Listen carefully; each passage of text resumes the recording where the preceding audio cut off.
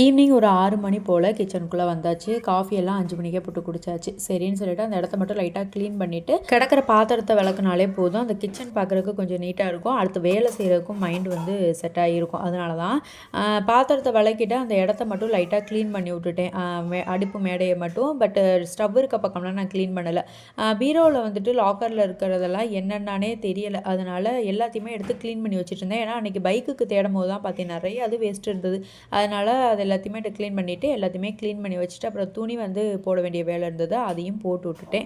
Night டின்னருக்கு வந்து எனக்கும் ஹஸ்பண்டுக்கும் சாதம் இருக்குது. பட் ஹஸ்பண்டுக்கு மட்டும் இன்னொரு 2 சப்பாத்தியும் தம்பிக்கு 2 சப்பாத்தியும் மட்டும் போடலான்னு மாவு பிசைஞ்சு வச்சுட்டு அப்படியே ஈவினிங் வாங்கி வச்ச பாலையும் காய்ச்சிடலான்னு சொல்லிட்டு சைட் பை சைடு அதையும் வச்சு விட்டுட்டு ஒரு காரா சட்னி மட்டும் அரைச்சிக்கிட்டு என்ன வேணும்னு கேட்டேன். காரா சட்னியே போதும்னாங்க. ஏன்னா தம்பியும் காரா சட்னி விரும்பி சாப்பிடுவா, ஹஸ்பண்டும் விரும்பி சாப்பிடுவாங்க. அதனால தான் எனக்கு வந்து சப்பாத்திலாம் வேணாம், சாதம் மட்டுமே போதும் அப்படிங்கிறதுக்காக கொஞ்சம் மட்டும் வத்தல் வதக்கிட்டேன். நைட் டின்னரும் முடிச்சிட்டோம்னா வேலை அவ்வளோதான்.